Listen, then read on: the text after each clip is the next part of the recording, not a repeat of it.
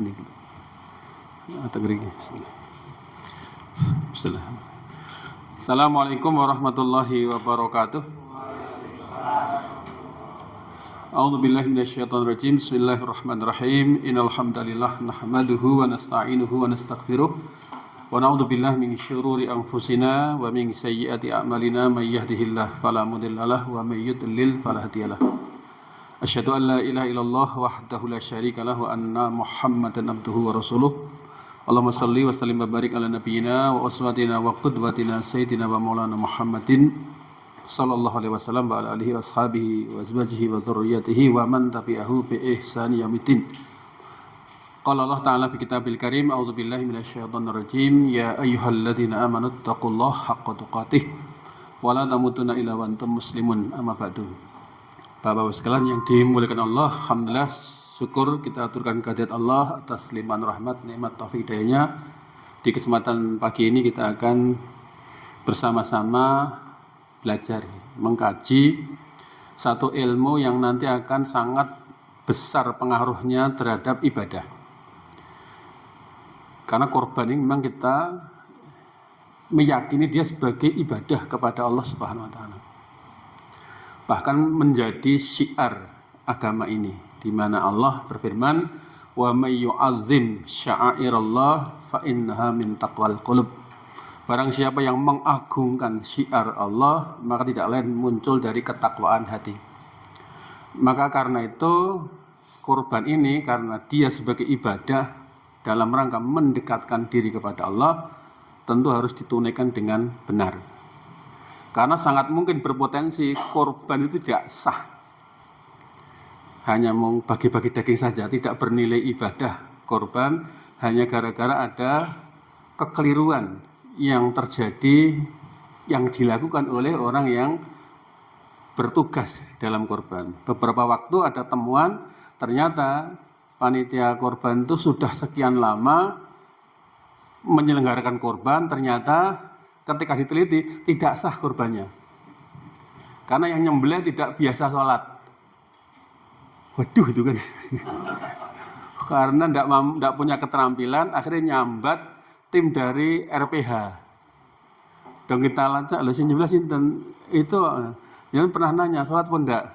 Waduh, coba ditanya, padahal sudah berlangsung nama. Akhirnya panitia takmir mengatakan, Pak nyun sewu nggih, tolong jenengan jawab jujur. Jane mendina jenengan salat mboten. Waduh. Berarti nasibnya bisa jadi korbannya enggak sah, dan orang yang memakan dagingnya apa?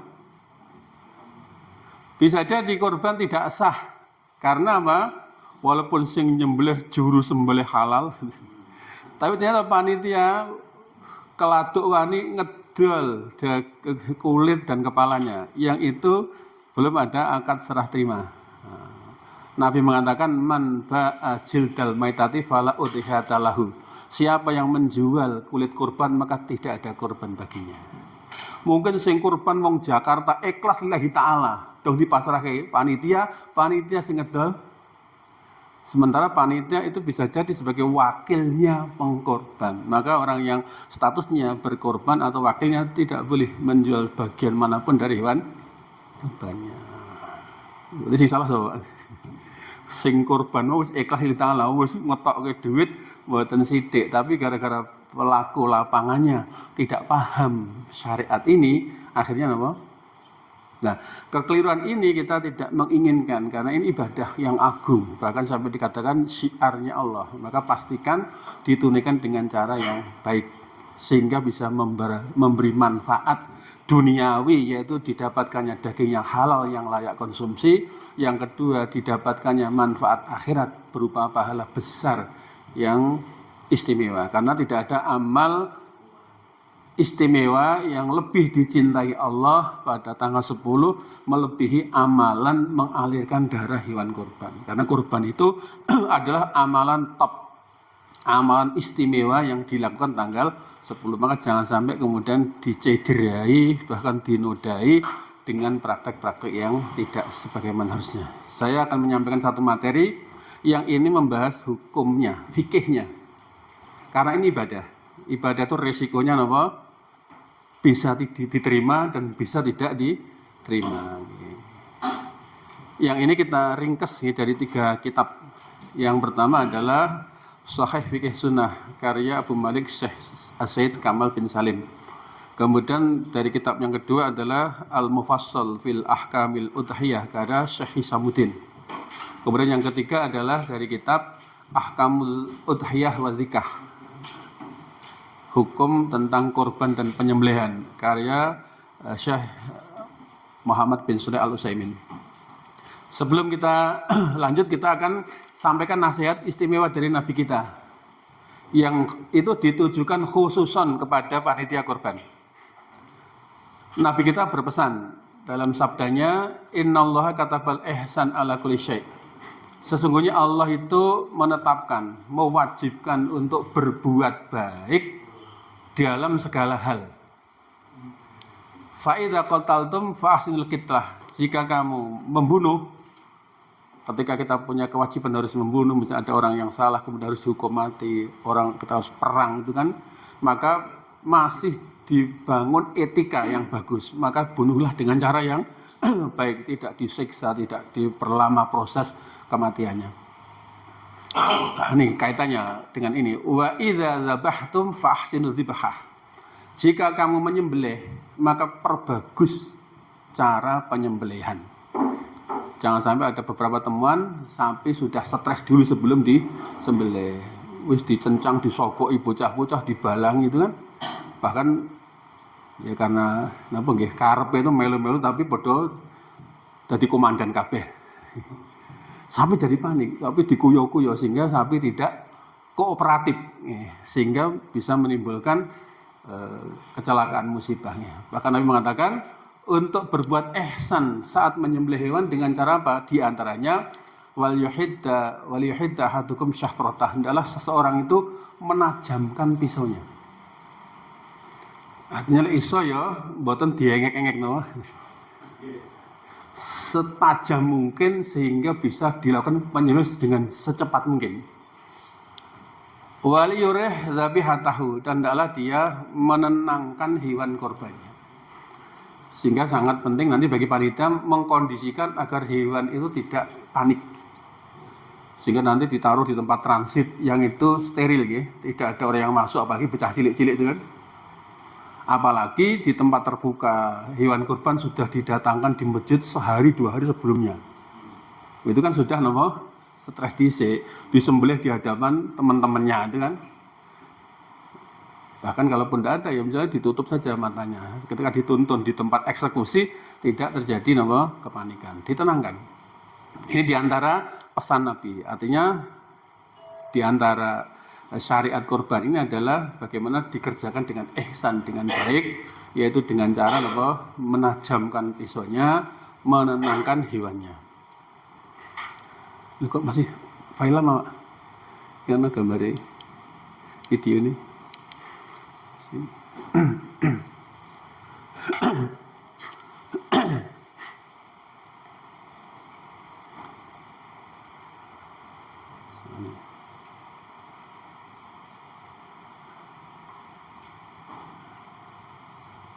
Gini.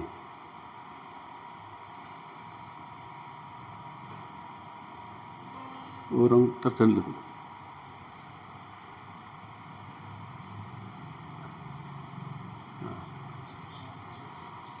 Ya.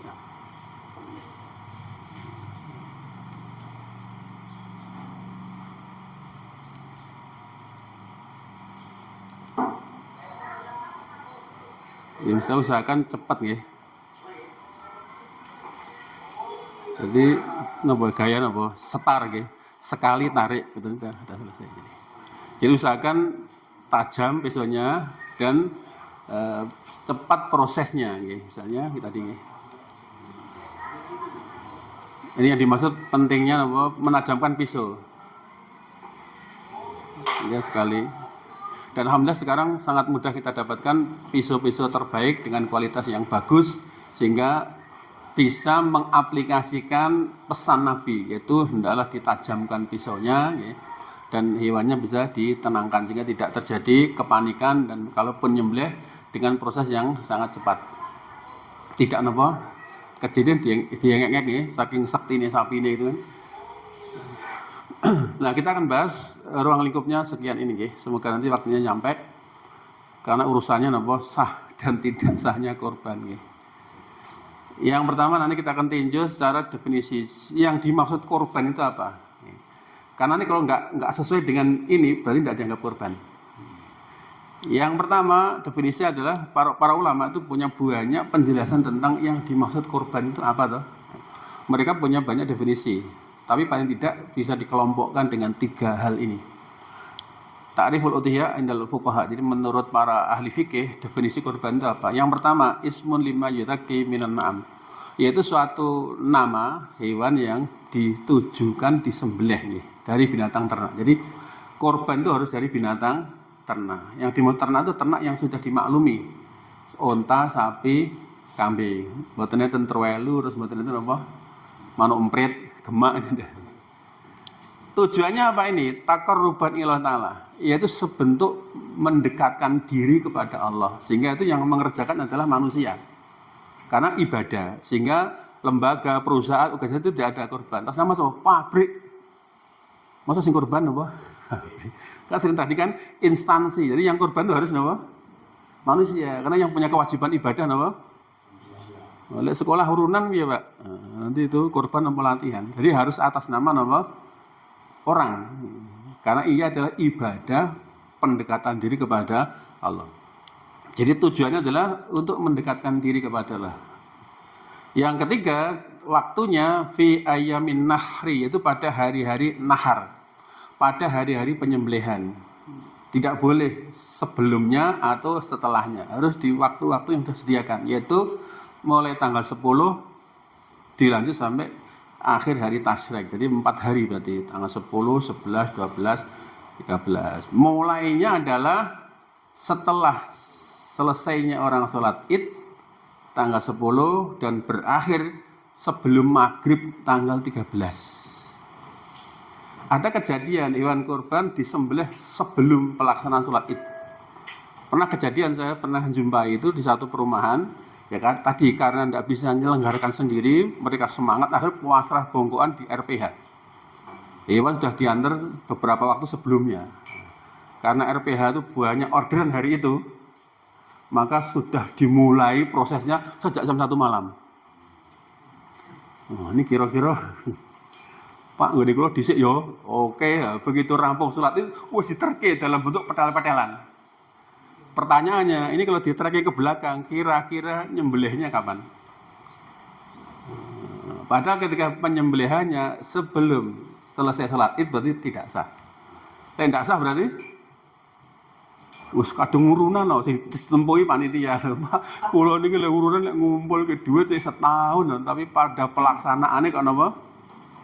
Nah, ini terjadi. Ya, maka nanti pastikan nanti kalau panjenengan menerima amanah harus napa paham. Jangan sampai ada beberapa hal yang kalau kita nggak paham berdampak napa korbannya tidak sah, wis rame-rame tok partisipasi tok aja tapi tidak dinilai sebagai ibadah korban yang berpahala korban. Harus ditunaikan pada hari-hari penyembelihan, hari nahar, kemudian bisyara'itin makhsusatin, dengan syarat-syarat khusus. Sehingga karena ini ibadah, dipastikan kita ngikuti ketentuannya. Beda dengan penyembelihan yang ditujukan untuk daging konsumsi, belih biasa. Tapi kalau ini korban itu lebih khusus lagi, sehingga nanti ada ketentuan khusus yang harus diperhatikan. Kemudian kita mulai dari dalilnya. Jadi korban itu wajib apa sunnah apa mubah. Nah, ini kita tinjau dari beberapa aspek nih. Dalil perintahnya itu sangat jelas dari Al-Qur'an. Surat Al-Kautsar yang sangat populer. Di sana ada perintah fasholli lirabbika wanhar. Maka salatlah karena Tuhanmu dan berkorbanlah. Ini menunjukkan ada perintah jelas dari Allah melalui Al-Qur'an. Para ulama menjelaskan bahwa yang dimaksud sholat ini adalah sholat id, kemudian yang dimaksud menyembelih itu adalah korban. Dari sini sudah kelihatan urut-urutan amalan yang dikerjakan pada hari itu, yaitu sholat dulu kemudian berkorban.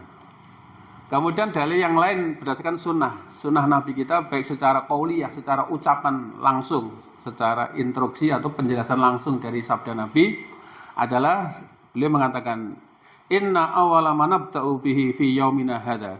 Hal pertama yang kami lakukan pada hari ini, maksudnya itu adalah ketika hari tanggal 10 Dzulhijjah, beliau mengatakan ya yang pertama kita lakukan pada hari ini adalah an-nusoliyah. Pertama kita salat Id maksudnya. Kemudian summa narjiu, kemudian kita pulang dari salat Id, fanan haru, kemudian kita nyembelih. Berarti di sini sudah tergambar tata urutan kegiatannya apa? Salat Id dulu baru kemudian nyembelih kurban. Kata beliau faman fa'alahu, barang siapa yang mengerjakan yang seperti itu, faqad asoba sunnatana, dia sudah sesuai mengikuti sunnah kami, mengikuti tata cara yang diajarkan Nabi. Kemudian sunnah yang sifatnya fi'liyah, perbuatan nyata dari Nabi. Nabi tidak hanya menganjurkan, tapi beliau sendiri juga mengamalkan, mempraktekkan. Dari hadis Anas dikatakan, dohan Nabi sallallahu alaihi wasallam bikabshain amlahain akronen. Rasulullah itu biasa kurban 2 ekor domba yang putih mulus dan bertanduk. Zabahahuma biyadihi, beliau menyembelih sendiri dengan tangan beliau. Sehingga muncul syariat sunnahnya yang nyembelih itu adalah yang kurban. Sing kurban sapi wong pitu piye, Pak? Sopo sing nyekeli sopo sing ya kalau sendiri ya, nyembelih sendiri. Kalau tidak ya mewakilkan orang yang punya keterampilan itu. Kalau bisa ya menyaksikan proses penyembelihannya. Beliau mencontohkan dengan menyembelih dengan tangan beliau sendiri. Caranya gimana? Mboten pakai japa mantra sing dawa-dawa. Beliau memberi contoh wasamma wa kabbara. Beliau membaca tasmiyah, membaca bismillah dan takbir. Bismillah, Allahu Akbar. Udah selesai. Caranya gimana? Kalau ini kambing, bahwa ta'rijlahu ala sifahima. Beliau meletakkan kakinya beliau di sisi leher kambingnya. Itu diantara hadis yang pendek tapi memuat banyak pengajaran. Artinya di sini Nabi kalau nggak kuat nyembelih satu sapi atau onta ya kambing. Nggak di sini nggih, diarahkan wong pitu sapi siji. Lebih matuk ndi, Pak? Wong siji sapi apa wedhus siji apa wong siji seperpitu sapi?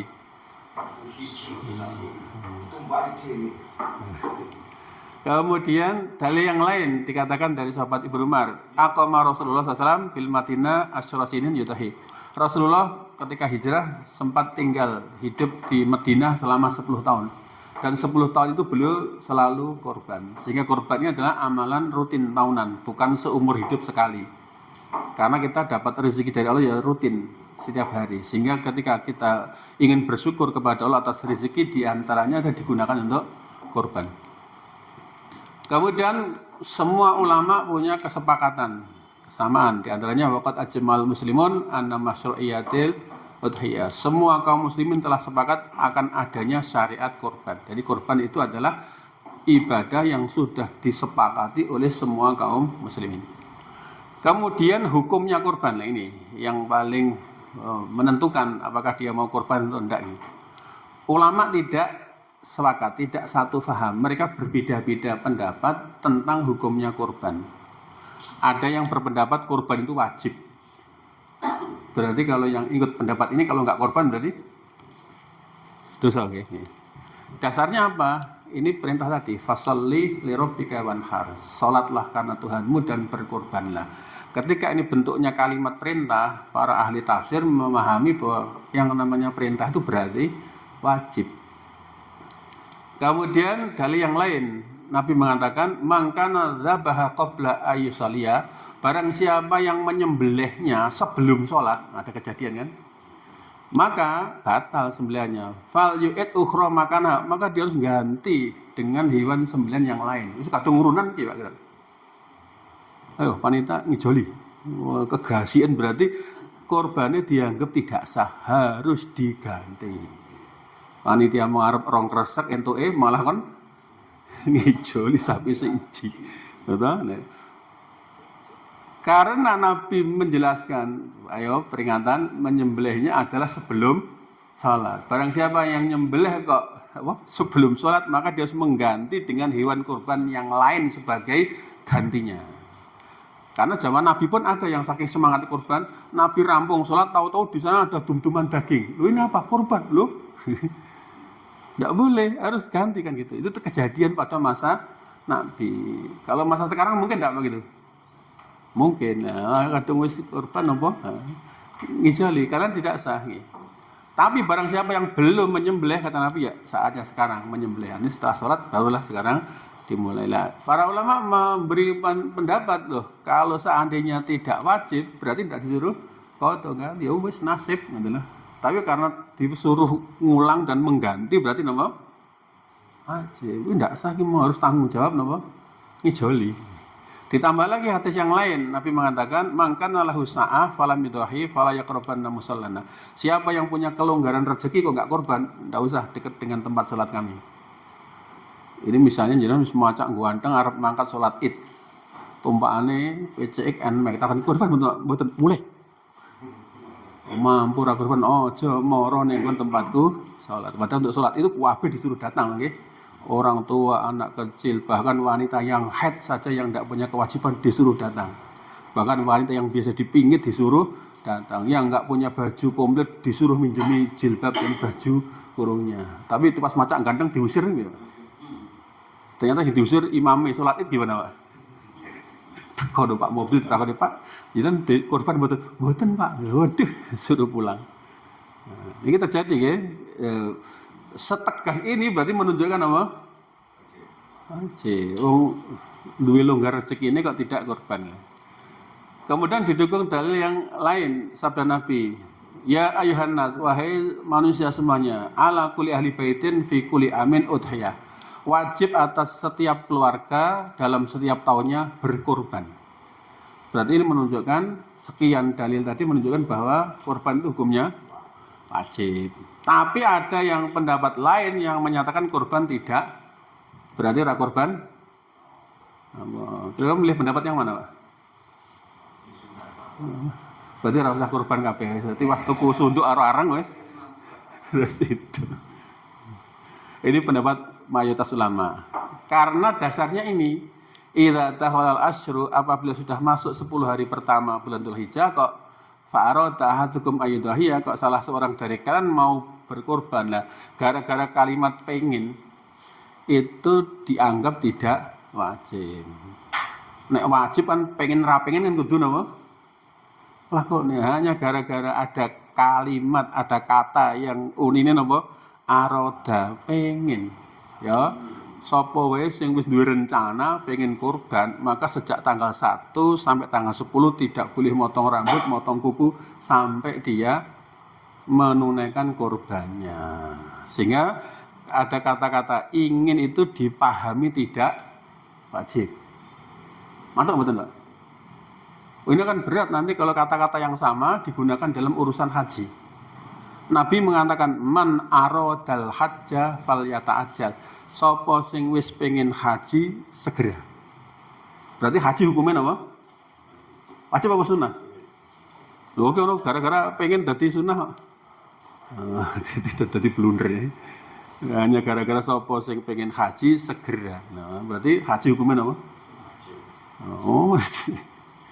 Oh, jangan milih pundi ya. Ini karena ulama kan yang tidak boleh, kita tidak layak untuk mengkritik, tapi ini jadi pertimbangan. Kalaulah menjadi tidak wajib gara-gara pengen, nanti dalam hal haji juga ada kalimat apa? Pengen. Kemudian ada hadis lagi yang dianggap sebagai dalil kalau kurban tidak wajib adalah ini, salasun hunna alayya faraid walakum tatawwu. Ada 3 perkara yang kalau bagi saya kata Nabi itu wajib, sedangkan bagi kalian adalah sunnah, yaitu kurban, sholat witir, 2 rakaat duha. Berarti secara resmi kurban berarti saya kendo ini hati. Tiwas nyalengi orang wajib berarti itu.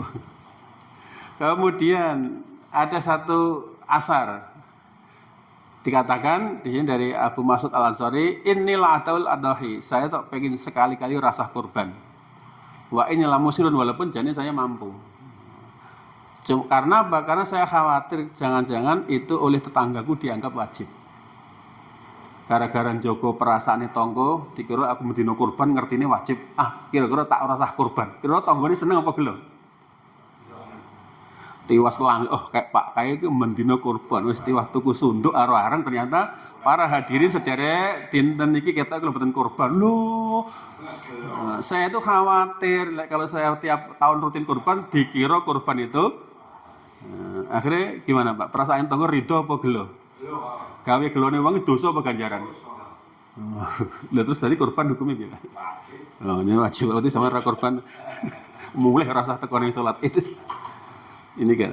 Kemudian Imam Syafi'i mengatakan, balaghana telah sampai info kepadaku bahwa anna Abu Bakrin wa Umar, bahwa dulu sahabat Abu Bakar Umar itu pernah tidak kurban. Gara-gara nggak suka kalau itu dianggap sebagai wajib. Akhirnya sahabat yo para hadirin untuk tahun ini kita nggak usah kurban ya. Oke lah. Tanggane piye, Pak? Waduh, piye tuh Pak? Wis tak jaga. Oke. Nah, kesimpulan dari dua pendapat tadi, ya, kalau kita runut tentang hukum, ini kan hukum ya, berarti secara pendapat yang lebih kuat bahwa kurban tidak wajib. Berarti apa? Situ enggak Pak kira rencana nih? Itu pasti dibahas akhirnya apa? Wajib. Tapi ngikuti sunnah Nabi hukumnya apa? Wajib, berarti muter ya. Nah, cuma nih, para sahabat dulu tuh ngerti tentang keutamaan korban. Bahkan sampai ketika mereka pun tidak mampu untuk korban, tapi mereka tetap semangat korban dengan kemampuan yang ada. Nah ini pentingnya, supaya nanti tidak tamak, tidak ngarep-ngarep pemberian orang, dan bisa merasakan nikmatnya berbagi meskipun dalam keadaan kurang. Kita tidak korban kan hawanya apa? Tamak kan? Dilalah panitia lali orang ngeteri, ridho apa ngamuk? Penggerum. Loh, seakan-akan kita tuh wajib harus untuk bagian. Pernah nih satu perumahan itu ketika orang itu diprotes panitia gimana? Tidak adil. Maksud saya tidak dapat bagian. Memang dia punya hak yang wajib nopo. Jadi seakan-akan korban nopo. Ayatnya cetok kok fakulu minha wa atimul ba'isal fakir, maka makanlah olehmu sebagian dari hewan kurbanmu dan berikan kepada orang yang melarat yang hidupnya sengsara. Wong sak perumahan kita duwe mobil duwe motor kok ora keduman kurban apa? Lho jenengan itu memang wong melarat apa wong sugih kan itu. Cuma para sahabat meskipun melarat tetap berusaha untuk bisa nderek napa berkorban meskipun dengan apa yang dia mampu. Contohnya sahabat Bilal itu pernah mengatakan, ma uballi la dhahaitu bidaikin. Saya enggak peduli saatnya saya hanya kuat mampu nyembelih jago. Nek cara kula ya wis ben ra kuat kurban sapi ya, wedhus ra kuat wedhus napa? Dan pitik ra kuat pitik napa? Endok. Karena kan nenggon keutamaan sholat Jumat, Nabi mengatakan man ja'a fi sa'atil awal, siapa yang datang di waktu pertama faka'an nama qoroba badanatan, seakan dia kurban untuk. Wa man ja'a fi sa'atis saniyah, siapa yang datang di waktu kedua faka'an nama qoroba bakaratan, dia seperti kurban sapi. Wa man ja'a fi sa'atis salisah, siapa yang datang di waktu yang ketiga faka'an nama qoroba ghanaman, seakan dia kurban wedhus. Wa man ja'a fi sa'atis rabi'ah, siapa yang datang di waktu keempat faka'an nama qoroba dajajatan, dia seperti kurban pitik. Wa man ja'a fi sa'atis khamisah, siapa yang datang di waktu kelima fakana korba baydotan, koyo-koyo dia kurban endok. Artinya berarti menunjukkan bahwa kurban yang selain sapi, wedhus, unta itu ternyata apa? Nah ini yang di azami. Maksudnya ngeten, ya wis ora apa ora kuat kelar nggo wedhus alah pitik mentokno dibeleh. Supaya ngeten, supaya nalika wong do mangan daging niku tidak napa? Tamak lah kono mangan daging aku ya bisa mangan. Itu yang dijaga perasaannya, orang malah ngerabrak panitia nggih. Ini gimana nih panitia, saya biasanya dapat sekarang nopo? Ini bahkan sahabat Ibnu Abbas itu sahabat Nabi, ulama nggih. Ulamanya di antara para sahabat itu pada satu kondisi pas randuwi duit, randuwi apa-apa, tapi tidak menyurutkan keinginan beliau untuk korban. Sampai beliau mungkin sungkan nggih, mengutus maula mantan budaknya, cara iki ngutus rewange. Disuruh ke pasar dikasih uang beberapa dirham untuk beli daging di pasar. amanahnya untuk dibagi-bagi ke orang, ke tetangga-tetangga. Nah, ditakoni ya. Nek ditakoni, hadhihi udhiyatu Ibnu Abbas.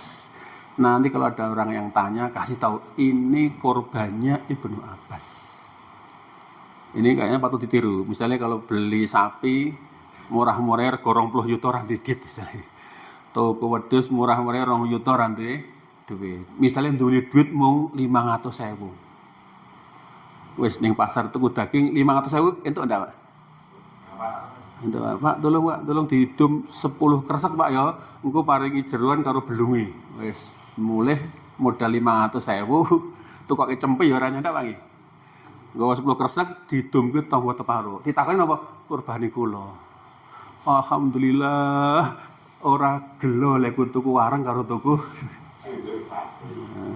Ini sahabat Nabi nggih.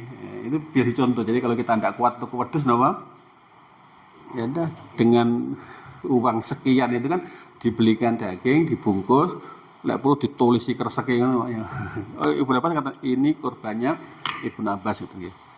Ini diantara semangatnya. Bahkan Aisyah sendiri. Oke. Sekarang syaratnya yang kurban, siapa yang tadi wajib apa sunnah Pak tadi? Sepakat wajib nggih. Nah, jadi siapa tahu sing kudu kon kurban? Ulama berbeda pendapat. Menurut mazhab Hanafi, lah yang disyariatkan kurban adalah yang kaya. Kaya itu ukurannya berapa? Yang punya harta seukuran nisab zakat. Zakat nisabnya berapa ya? Setara dengan 85 gram emas. Berarti berapa kalau emas sak gram sekarang berapa? Dan peng 85 berapa? Misalnya omah tipe 36 regane berapa? Duwe mobil, duwe motor itu, duwe pekarangan itu termasuk wong sugih. Ora korban, mulih rasa salat itu. Jadi sing korban itu kok duwe kekayaan sing nilainya napa? Sudah mencapai 1 nisab, itu berarti kon korban. Jari Nabi, siapa yang punya kelonggaran rezeki kok enggak korban, jangan dekat-dekat tempat sholat kami. Menurut mazhab Hanafi. Kemudian mazhab Maliki, korban tidak wajib bagi wong melarat. Matuk enggak? Tadi para sahabat yang pas melarat wau piye? Melarat itu ukurannya bahwa tidak punya kemampuan nyetok kebutuhan makan selama setahun. Itu ukurannya wong melarat. Jadi tidak memiliki harta yang mampu dia gunakan untuk nyadong kebutuhan pangan setahun. Itu melaratnya. Mazhab Syafi'i di sini jenengan nderek mazhab sapa? Apa ngedeki mazhab dhewe? Jari ini maksudnya. Jari ini klaimnya wong kene menurut mazhab napa? Kita buktikan. Menurut mazhab Syafi'i tentang kurban seperti apa? Kurban disyariatkan bagi yang memiliki harta senilai hewan kurban. Sepeda motor elek-elekan semes second tahun 2010 rega piro? Karo rega cempe larang ndi? Berarti lek duwe bondo sing iku serego. Kok ora kurban aja ngaku nderek madhabe Syafi'i. Nah niki lho nggih. Berarti ya awake tetep korban wong nyatane rezeki sing diparingi Gusti Allah iku punjul saka nilai iki. Lebih Pak ya carane disiasati nyelengi kan setahun mungkin kan nyelengi setahun. Karena korban itu pasti berarti tahun ngarep iki angger Idul Adha wayahe napa? Korban ngoten lah niku. Berarti niku kudune berarti kabeh wong napa? Kocok wis melarat pol manggone ning pinggir rel omahe emplek-emplek kerdus. Gaweane ngemis lah iku mungkin. Tapi lek keren Pak ya motore gonta-ganti yang ana tipe baru napa? Ora kuat cash napa? Nah. Ini mazhab Hambali. Jadi korban disyariatkan bagi yang mampu untuk menyelenggarakan walaupun dengan cara utang. Tuku motor utangnya wani ya Pak nggih. Tuku omah utang napa?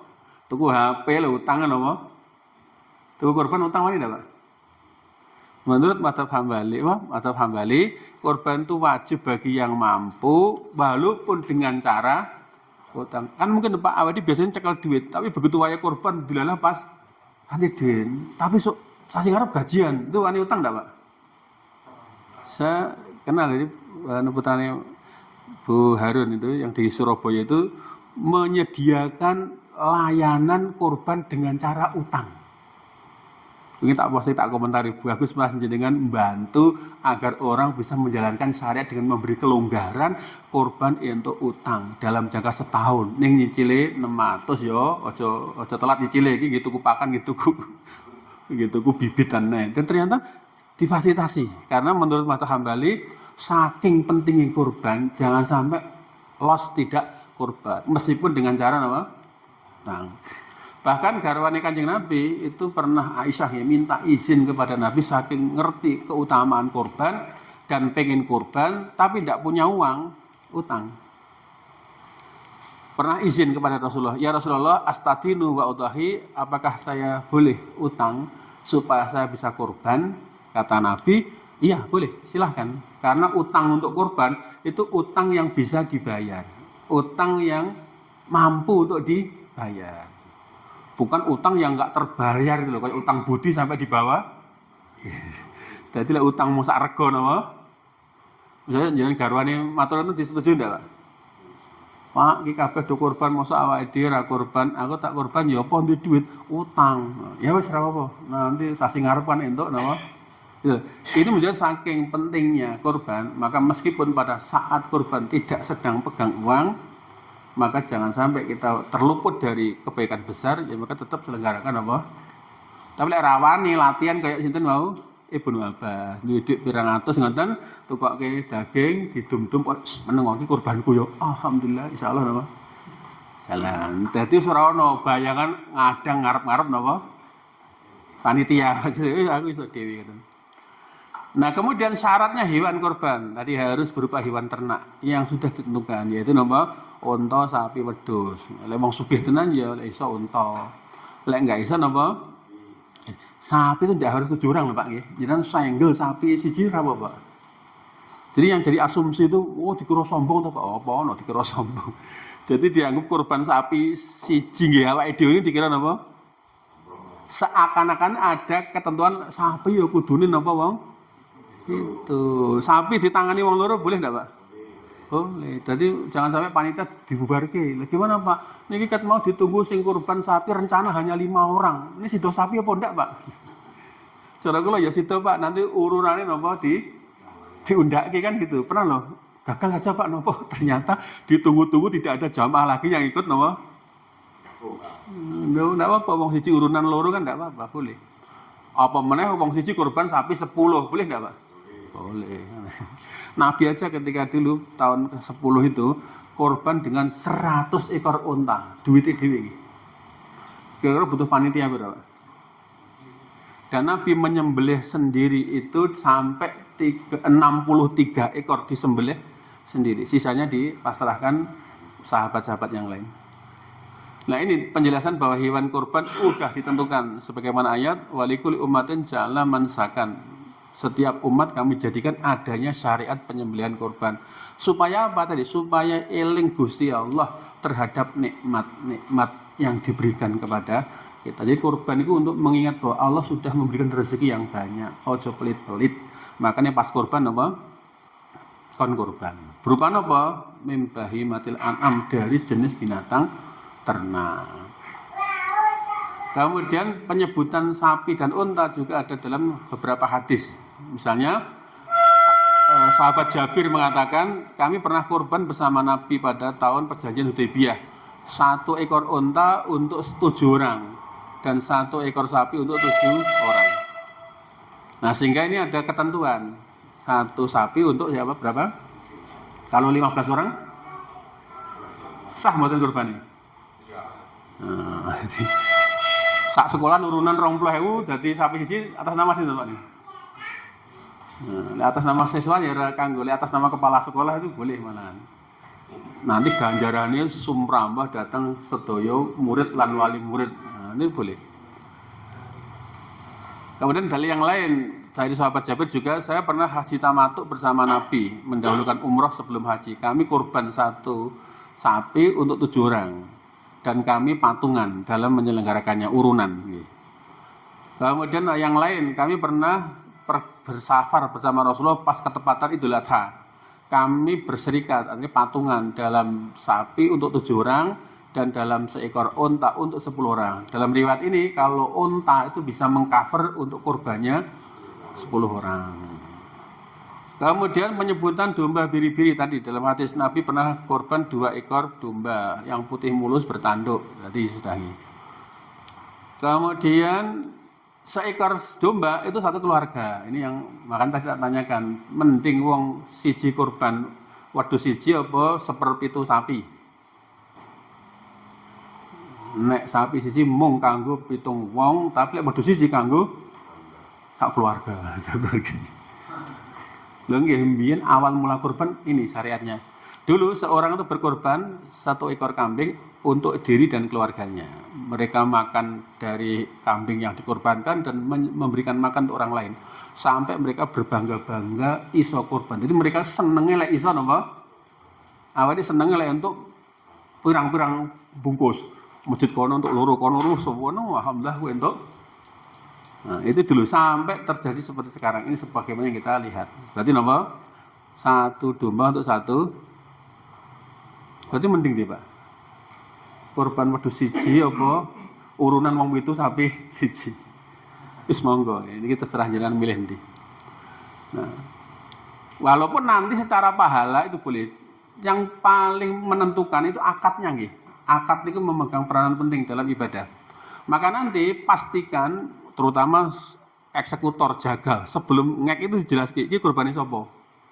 Masalah wedhus siji sinten? Ini kita berdua urunan, enggak bisa. 1 kambing atas nama kurban kepemilikan 1 orang. Lah piye Pak urunan suami istri? Nanti di atas namakan suaminya apa istri ini, enggak apa-apa.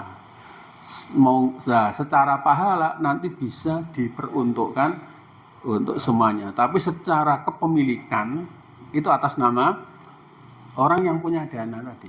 Kecuali orang yang punya dana menghibahkan, mengasihkan dananya untuk 1 orang.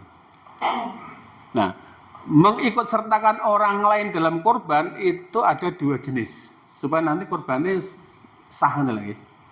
Yang pertama, mengikut sertakan orang lain dalam hal pahala itu bebas, tidak terbatas.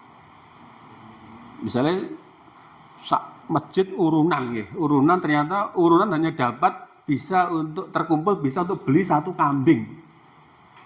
Iya iki wis. Jadi untuk 3 juta misalnya, udah ditukokke wedhus diwehke ketua takmir.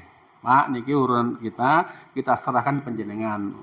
Pokoknya niki nggih kurban. Oh ya oke, akhirnya Pak Takmir tuku wedhus diatasnamakan niki sinten? Atas nama kula. Ya ndak apa-apa. Cuma mengko ganjarane mungkin jaran ujube mengke ganjarane supaya sumrambah kanggo wong sing kabeh napa. Nah itu boleh. Sehingga mengikut sertakan orang lain dalam pahala itu boleh. Seperti Nabi tadi nggih, Nabi itu nyembelih wedhus loro. Lek ngujubke, nah, makanya tukang nyembelih tadi yang ngujubke. Ini sinten niki saking kula, wedhus siji saking keluarga kula. Nabi mengatakan, Allahumma taqabbal min Muhammadin wa ali Muhammadin. Ya Allah, terimalah ini dari Muhammad dan keluarganya Muhammad. Sedangkan yang satu itu tadi padahal wedhus sing tumbas kanjeng Nabi dhewe. Tapi Nabi menyebutkan untuk kambing yang berikutnya wa min ummati Muhammad, dan yang satu ini dari umatnya Nabi Muhammad. Pinten Pak umatnya Nabi Muhammad? Berarti nanti sing tukang korban, tukang nyembelih itu ngujubke dijelaskan iki kambing sinten. Niki urunan Pak. Asline wek sapa niki? Wek Pak niku. Tapi anu lho Pak niki ben entuk ganjaran gampang. Sing penting kejelasan kepemilikannya milik siapa, walaupun nanti untuk ganjarannya napa ditujukan kepada sebanyak apapun orang tidak masalah. Tapi kalau mengikut sertakan orang lain dalam hal kepemilikan itu ada batasannya. Nek sapi mung kanggo pinten? Nah, makanya entuk keluarga iki urunan nyak-nyuta entuk 3 juta. Kok gabungan keluarga kae isine wong 4 urunan 250 itu gabungke sak RT dadi napa? Kan pernah keluar iki banyak Pak, banyak iki sapa? Siji keluarga bapak iki, nomor 2 keluarga itu Pak. 7 wong 7 keluarga. Nek 7 wong iya, tapi nek 7 keluarga kakean Pak, kakean. disebutnya satu orang, tapi yang lainnya tak tahu tujuan kurban itu ganjaran apa gaya-gayanan. Ganjaran Pak, ya wes atas namanya siapa saja nanti ganjaran ini ditujuke. Nah, ini boleh, jadi kalau kepemilikannya itu terbatas. Kemudian ini jopo nih nanti. Kemudian hewan berikutnya yang disyaratkan hewan kambing kacang, kambing cilik nih kok. Boleh. Walaupun untuk kambing kecil, kambing kacang itu kalau bahasa kita ini umurnya harus 2 tahun lebih. Sesuai dengan ketentuan syariah. Musinnah itu adalah yang sudah masuk umur 2 tahun. Berikutnya syarat hewan kurban sudah cukup umur. Kalau mungkin bahasa kita poel. Cukup umur nih. Cukup umur itu seperti apa? Sudah ada penjelasan secara terperinci. Ringkesnya cukup umur kalau itu hewannya unta harus sudah 5 tahun. Kalau itu sapi harus sudah 2 tahun. Kalau kambing biasa harus sudah. Tapi kalau kambing domba biri-biri sing gede itu kan, itu walaupun belum 1 tahun karena memang jenisnya gede itu sudah layak. Kalau kambing kacang nama 2 tahun. Kemudian tidak cacat. Cacat yang menyebabkan, makanya jagal nanti harus ditelok. Iki kewan iki ditolak apa diterima. Lah wis pileran watuk-watuk ngoten niku, "Mah niki lek ngopeni kesuwen mbok tuwun ndak bisa, ini ndak boleh." Lah pripun ora sida lek entuk digijoli lek entuk ya ndak boleh. Karena tidak sah. Apa 4 cacat? Yang pertama, picek sing jelas-jelas piceke. Mbuh rabun, mbuh mripate putih tok ngoten niku wis picek ndak layak. Atau sakit yang jelas-jelas sakitnya, sakit kuku, sakit antrak, bus tak watuk piler mencet-mencet misalnya ngaten, gudikan misalnya. Atau pincang yang jelas-jelas pincangnya. Memang pincang bawaan. Yang keempat, kurus sing sampai orana belung, orana daging, orana sumsume. Gering kurus sehingga nanti eksekutor jagal nanti bisa menolak hewan-hewan yang memang tidak layak. Jangan sampai jagalnya orang ngajeni. Ini tidak boleh apa? Ini kalau masalah penyakitan disembelih itu malah bisa berdampak menularkan penyakit. Maka nanti harus dapat sertifikat dari Dinas Pertanian hewan itu sehat layak untuk disembelih. Kemudian walaupun nanti ada jenis cacat tertentu yang masih boleh, yang di luar 4 cacat tadi lagi. Di antaranya misalnya terpotong sebagian telinganya, kan kadang-kadang ketika sudah divaksin diceklek cuwil, walaupun ada yang pokoknya mulus moh nih. Padahal mau kalong padahal kupingnya ra dipangan misalnya. Atau buntutnya putul, atau tanduknya patah, tidak apa-apa, karena sing dipangan itu. Artinya ini cacat yang masih boleh, walaupun makruh nih. Kemudian catat yang sama sekali nggak berpengaruh kepada keabsahan hewan kurban, ya tetap sehat, tetap dagingnya layak, itu termasuk dianggap ompong. Sapi ompong apa posisi dipangan dudu napa? Misalnya putus hidungnya, suwek banget kena kentut di sembelih. Ora usah nunggu urutan yang keberapa, kita sudah darurat, justru malah napa? Nah, cacat yang seperti tidak berpengaruh karena bukan cacat bawaan, bukan sebentuk penyakit, tapi cacatnya tiba-tiba. Kemudian ada tambahan, gimana kalau kemudian hewan kurban hilang mati dicolong sebelum dibelih? Ada kejadian, Pak. Wah, tuku hewan kurban, tuku mobil, tuku tanggung loh, kok hilang? Orang itu mencolot wau neng, si tanggung jawab soal ini. Atau hewan kurban udah diantar sejak maghrib, waduh no piket sing kudu nunggoni kan, takbiran ngontak ngantuk tinggal turu akhirnya dicolong wong. Tutang subuh lho, endi? Kira gimana Pak ini? Beda lah Pak, lek nyembelih kegasian ngijoli dibaleni, tapi lek kadung hilang, wis nasib. Apabila seorang beli seekor kambing untuk kurban, kemudian hilang atau mati, maka tidak ada kewajiban apapun. Ya wes, ora usah dikodo. Cuma sing ketempuan apa? Nah, maka nanti panitia dengan pengkorban kudu duwe surat akad perjanjian. Banyak item sebagai saya pengkorban menyerahkan dengan amanah. Klausul terakhir, jika terjadi kejadian luar biasa, semisal bencana, hewan mati, hewan hilang, maka pengkorban ikhlas lillahi ta'ala dan panitia tidak ada kewajiban. Iya kan? Panitia itu bayaran nunggoni sewengi pas kewane masuk angin mati ditempuh kan. Makanya diperjelas supaya foto-foto penak itu kan panitia wis ora entuk apa-apa repot malah napa nanti nggih. Berikutnya tadi nggih nggih lewat mawon waktunya nggih waktu penyembelihan para imam itu ada perbedaan sedikit cuma prinsipnya sama. Menurut Imam Syafi'i dimulai setelah matahari meninggi ya seukuran uang rampung sholat id dan khutbah. Berarti memang aslinya kurban itu ya timingnya setelah selesai sholat. Misalnya di tempat yang tidak diselenggarakan sholat. Misalnya kalau di sini mungkin sholatnya di lapangan Pangsar, wong Wiragama mudun, wong Jambu mudun kan, wah, berarti kan telepon-teleponan, wah sing yang dhuwur kono, pripun wis rampung rung, oke wis lah ngek, walah makanya kan bisa jadi kan di satu tempat itu tidak diselenggarakan nama korban, tapi cara waktu penyembelihannya haruslah nama, lalu neng ngedok apa ya, kegasian bang. Orang-orang Pak, orang-orang mau sholat lah, kayaknya di tempat yang itu tidak diselenggarakan, tapi dikira-kira itu sholat itu rampung kira jam piro, biasanya jam itu Pak, jam 8 lah, berarti nyembelih jam 8 sudah napa? Boleh jam 6, kira-kira gimana? 6 ngeding-ngeding kun sih, mulai napa sholat itu itu. Nah kecuali memang tadi di lingkungan memang tidak diselenggarakan, di pedalaman, ya sudah tidak perlu napa nunggu orang selesai sholat. Menurut mereka, cuma ini betul Pak, ini dikategorikan pedalaman, orang ngerti kabar, orang ngerti berita, tidak ada informasi. Yang lainnya ya, kalau di pedalaman, pedesaan, tempat terpencil, boleh setelah waktu subuh.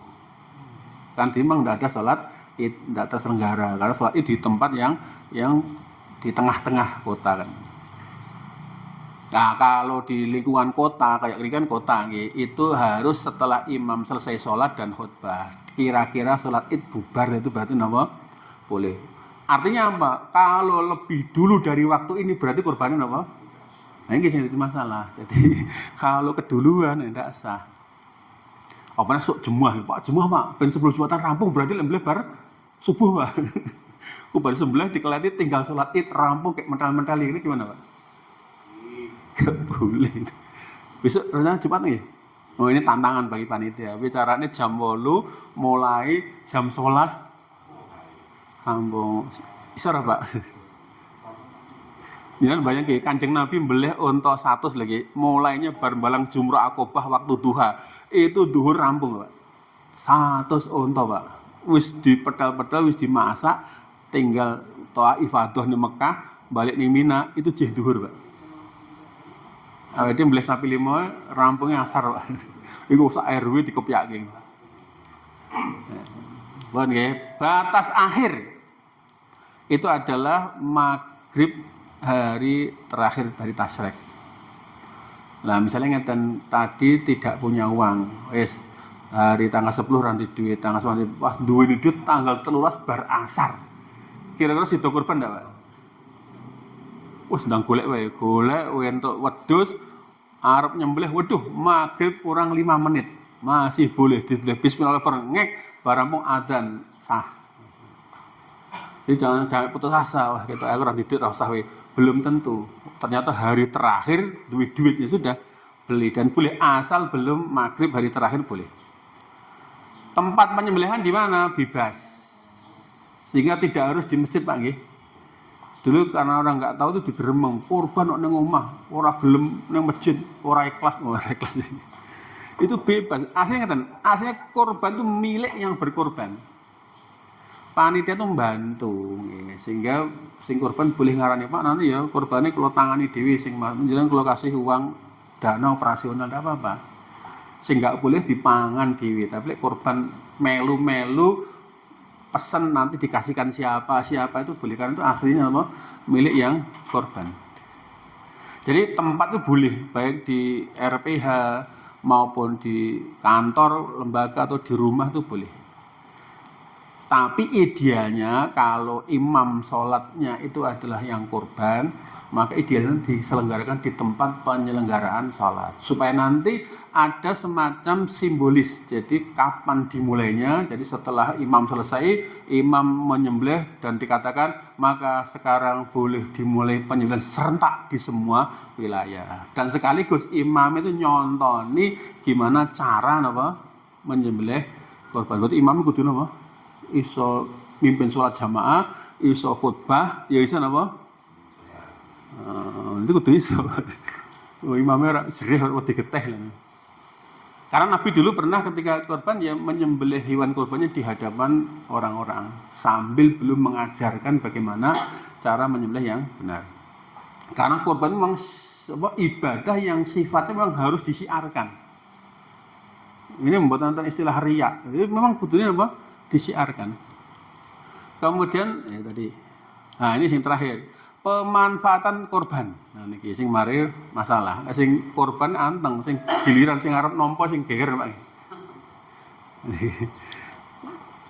Pemanfaatannya itu bisa dimakan sebagian dagingnya oleh yang korban, kemudian bisa sebagian yang lagi disedekahkan kepada fakir miskin. Jadi sasaran utama korban itu adalah fakir miskin. Makanya jangan rakeduman.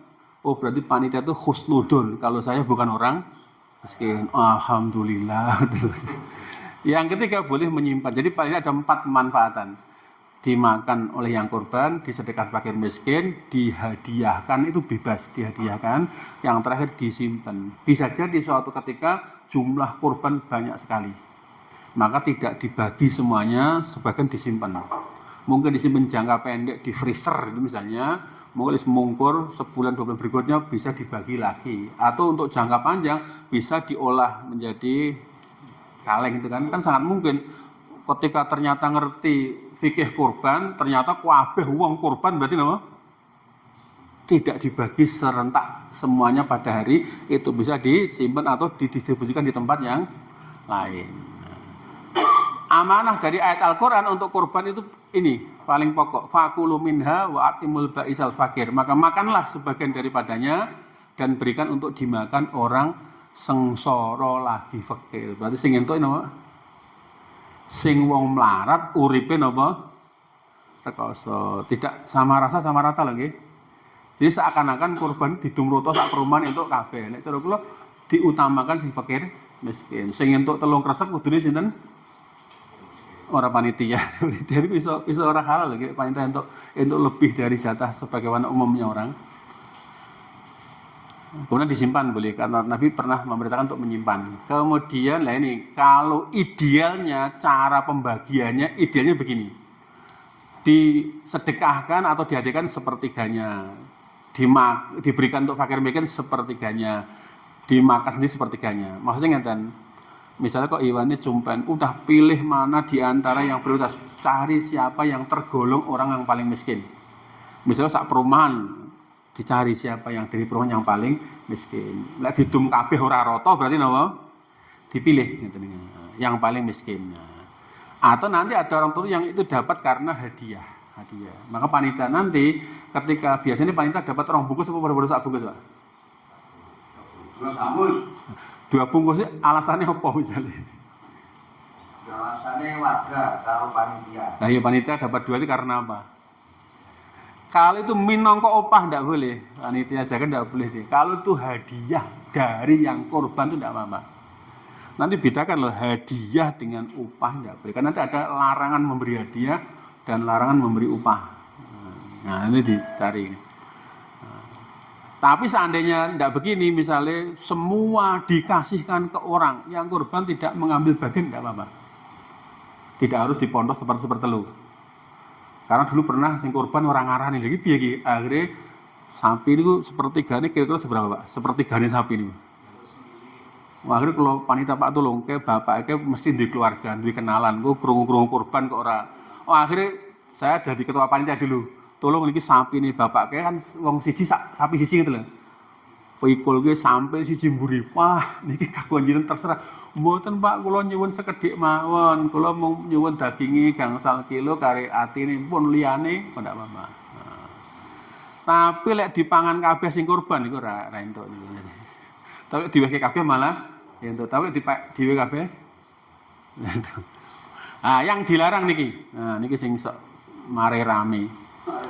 Menjual apapun dari korban, baik kulit, bulu, kepala dan macam-macam.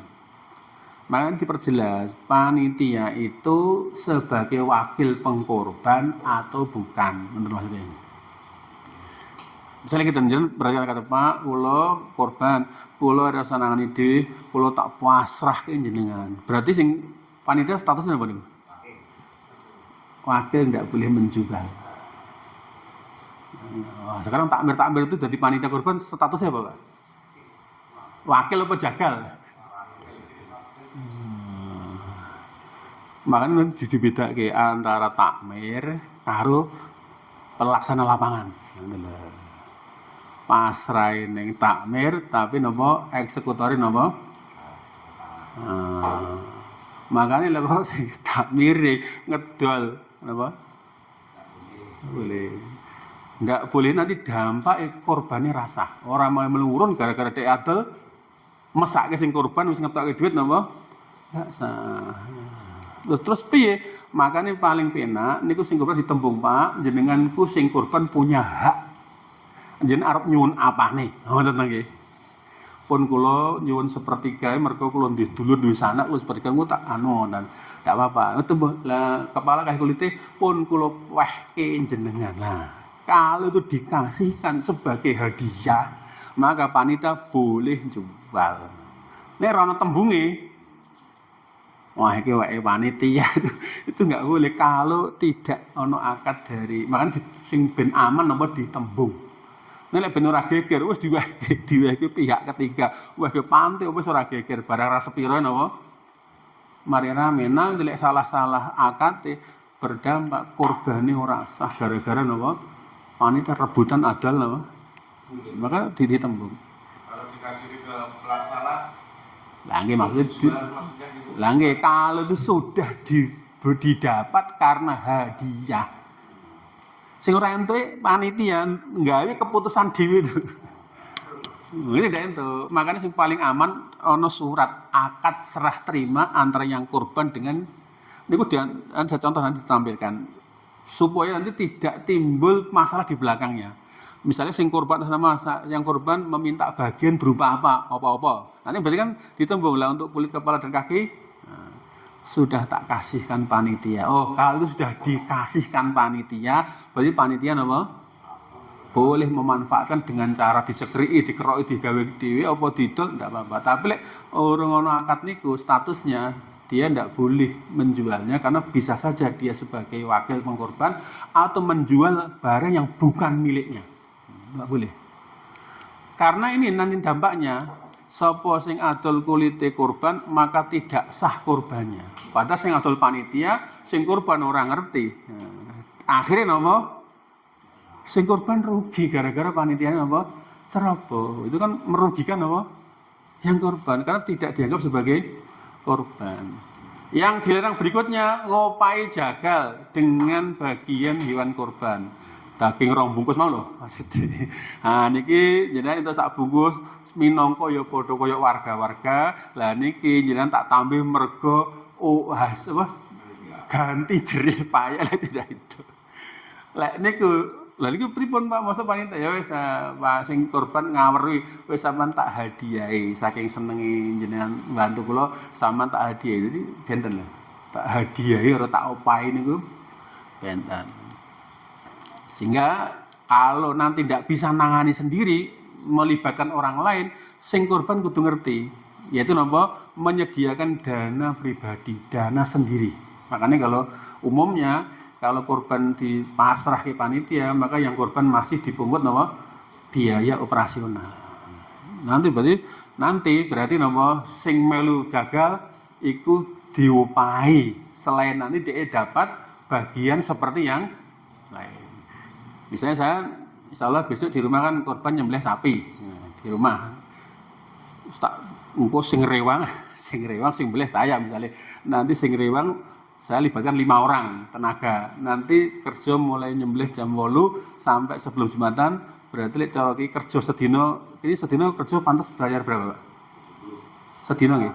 Nah, saking leku tak apresiasi mergo ngene iki ora sembarang wong iso kerja setengah hari tak bayar 100.000 wong 5. Nanti ibu-ibu sing melu ngoten tak bayar 50.000. Nanti masing-masing tak kasih sak bungkus.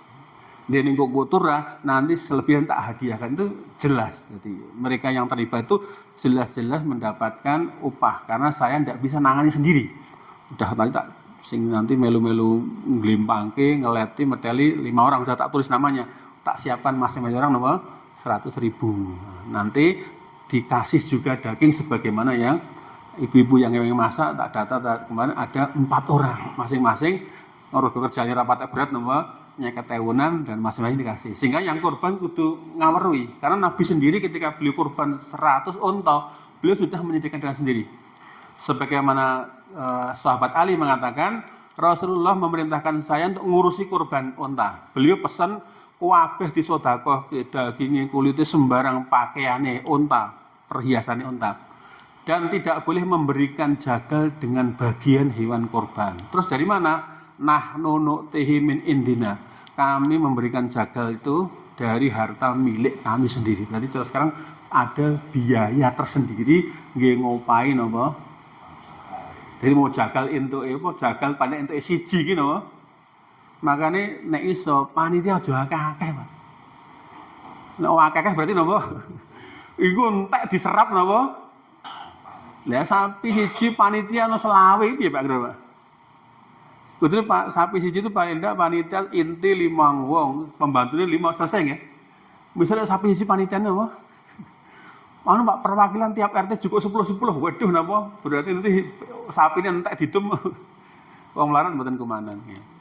Demikian semoga manfaat ini secara hukum nanti boleh ditanyakan nggih. Misalnya ini pisau yang recommended nggih lek sing tajem itu nggih. Itu sekali nanti mungkin orang punya gaya masing-masing. Kalau saya cocok gaya tarik, sekali tarik. Set ngoten ini sudah cukup. Ya asal sing penting dipuanteng ngoten iki, ada peregangan, kemudian pisau ini tajam. Bismillah sekali tarik pun selesai.